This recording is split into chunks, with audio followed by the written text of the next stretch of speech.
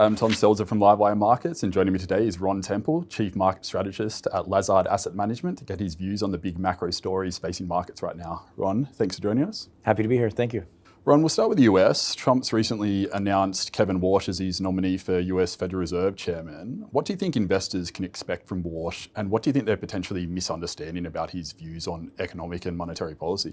Yeah, so I think investors have taken away, there's been a lot of analysis going back, looking at historical statements, things he said when he was on the Fed before.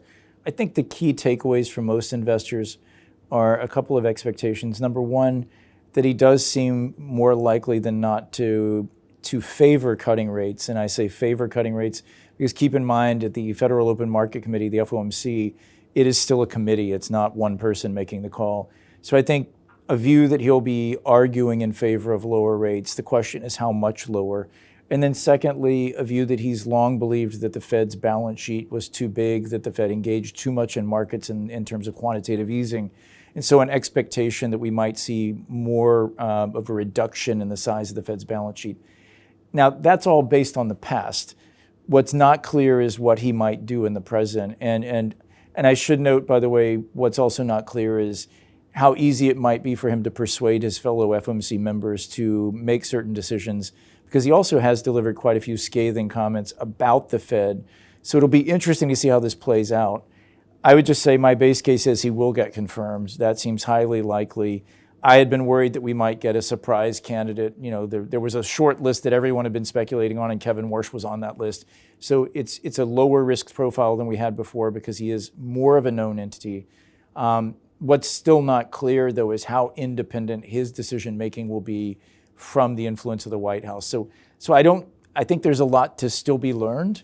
We'll see how the confirmation process goes. We'll see what his statements are as he goes through that process. And then as soon as he's confirmed, if he is confirmed, we'll have to work from there. But I do think one last thing I would say about the Fed is I still think the perception of the Fed's independence has already been compromised to some degree.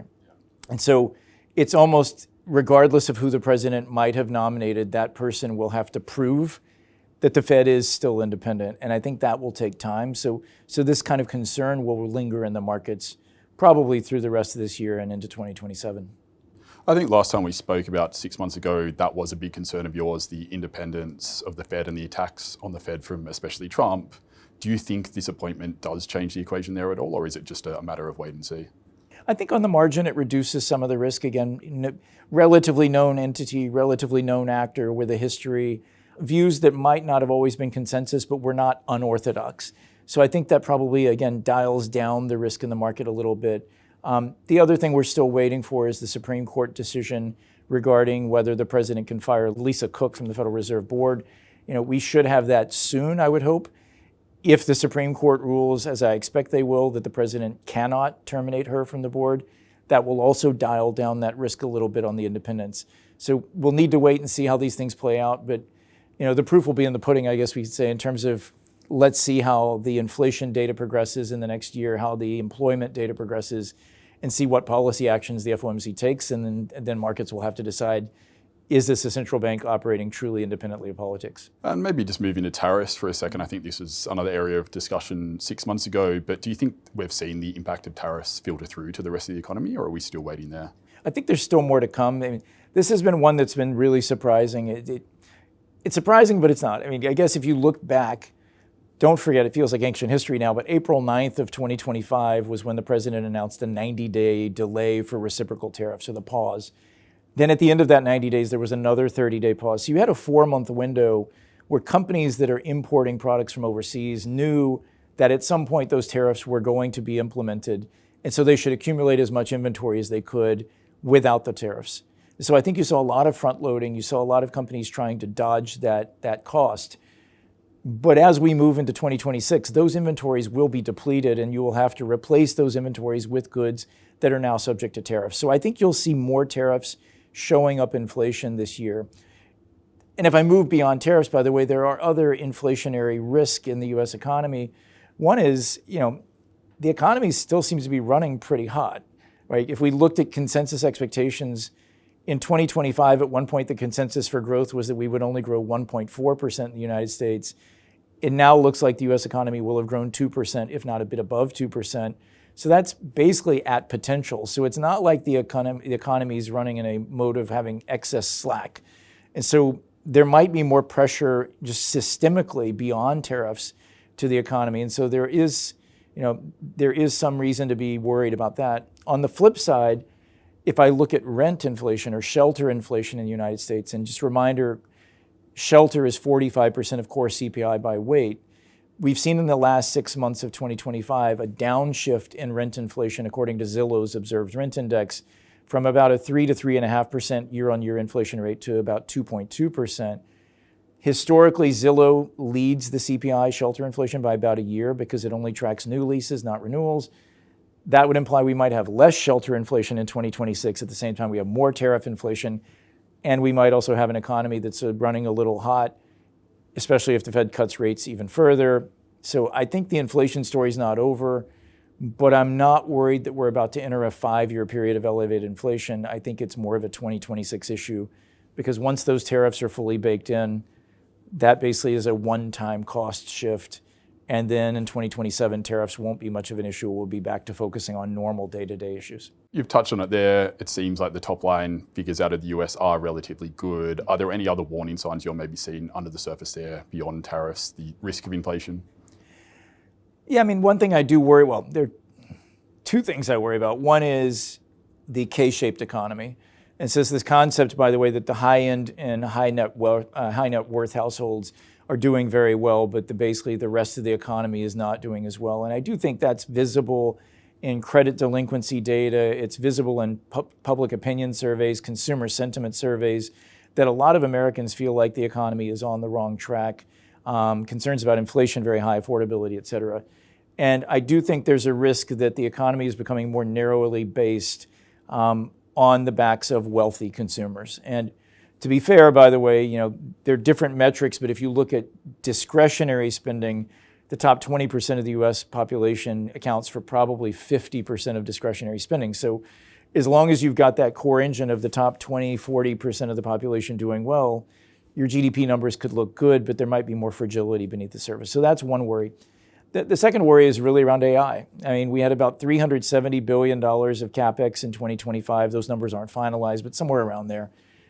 Based on what we've gotten in the last few weeks from earnings, it looks like the AI CapEx in 2026 may well be $650 to $700 billion. That could be a meaningful contribution to GDP growth. I mean, that's about another 100 basis points of GDP if it's all spent this year. That looks good at a GDP level, but it's a pretty narrow part of the economy that benefits from it. So I just really worry more generally about that unevenness of the economy and the narrowness of the growth. And so that's something to watch. And then I worry about the geopolitical side of things. I do think there are a number of risk factors in geopolitics that could derail some of the optimism in the economy. But for right now, the headline levels look pretty good. And maybe that takes us back nicely to Warsh. I think there's this ongoing narrative of it's Main Street versus Wall Street, and that seems to be one of Trump's policies, and maybe Warsh's appointment is part of that. I think also just, you touched on AI there. I think last time we spoke, you were calling the beginning of the end of US exceptionalism. Has your stance changed there? Do you think there was maybe a bit of a false dawn for non-US markets in 2025? No, my view has not changed there. I think, if I had three core convictions, I would tell you, number one is the US dollar is likely to continue weakening over the next several years. Number two is I think developed market yield curves will steepen, and that's across Europe, US, Japan. And number three is that we will look back at 2025 on two aspects and say, number one, it was the beginning of the end of American exceptionalism that will be sustained for several years. And number two, it's the year when US treasuries were no longer viewed as the risk safe haven, but instead a credit instrument. And that all kind of ties together, by the way. When I look at the equity market, I think we've still got a lot more runway on the upside for emerging market equities, both near term and strategically. So I'm most bullish on EM. I think with the Japanese elections over the weekend, with the LDP winning a supermajority, over 2/3 of the seats in the lower house of the Diet, that basically Prime Minister Takaichi is going to be able to get reforms through, to get policy changes through that will be positive for returns on capital for companies in Japan, and will basically be more positive or growth stimulative for Japan. So I think there's a good story in Japan.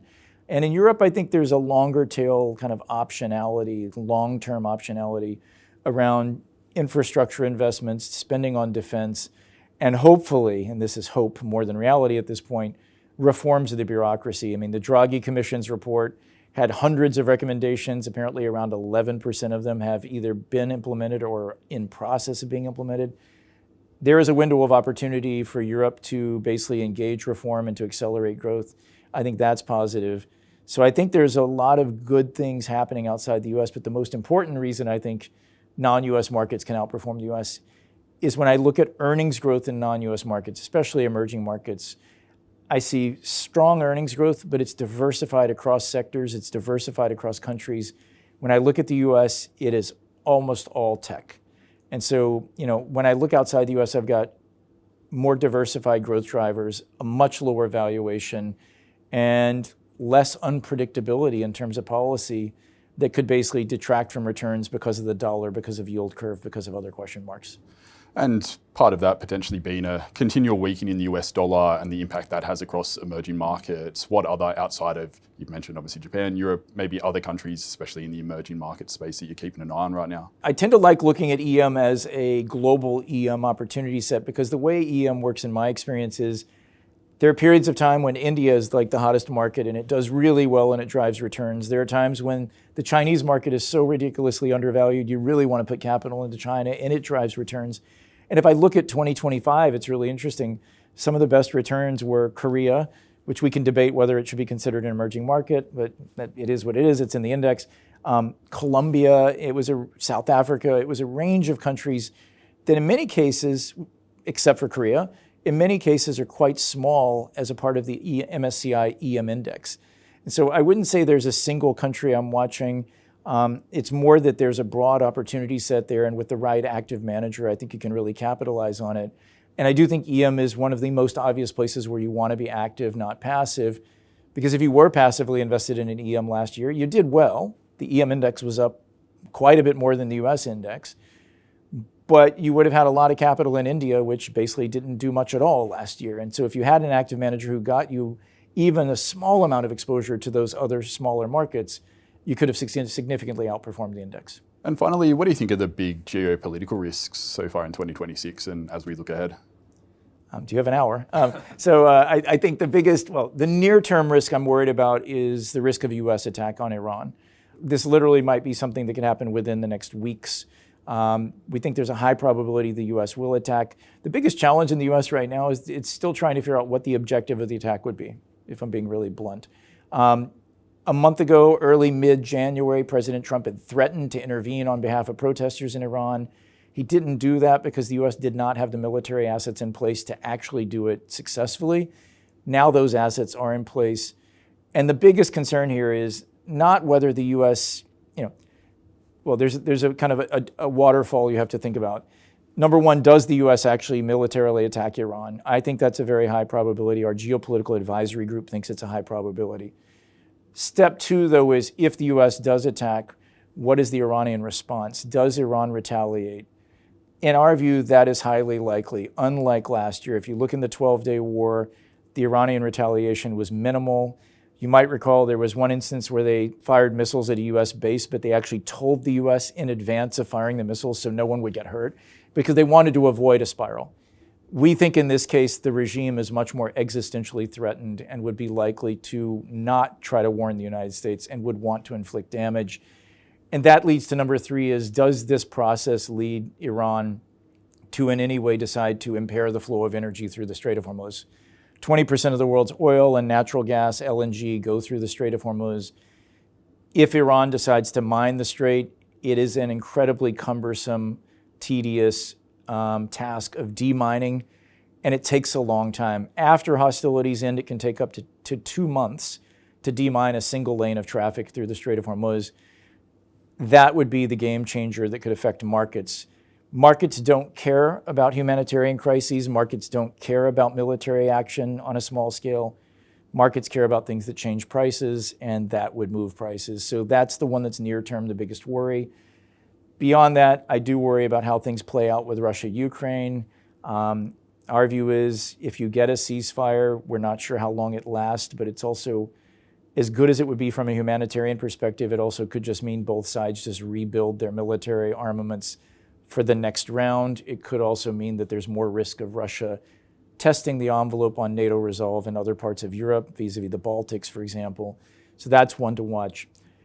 And then one that's probably become a lower risk in the last year, or in recent weeks and months even, is China vis-a-vis Taiwan, with Xi Jinping purging yet more senior members of the People's Liberation Army and other leadership of the military. The risk of any kind of near-term conflict has probably decreased, but perhaps the risk of long-term has gone up, because as you put new leaders in, it's harder to gauge what their ambitions or plans might be. So something to watch there. And then I guess the last geopolitics to watch is just U.S. unpredictability. I mean, obviously the U.S. abducted Nicolas Maduro and his wife in Venezuela. We'll see how the Venezuela story plays out. It does have an impact on the margin for energy markets, but not a major one for broader financial markets. The U.S. does clearly have some ambitions for regime change in Cuba. Doesn't move the markets, but something to watch. And then finally, Greenland seems to be solved for now. Let's see, Greenland might come up again, but that one becomes much more consequential as the signal it sends vis-a-vis U.S. commitment to NATO, and the signal that sends to Vladimir Putin about the willingness of the U.S. to defend our allies under Article 5. Ron, thanks for joining us. Thank you very much. Thanks for watching. Make sure to check out our YouTube channel for more great videos.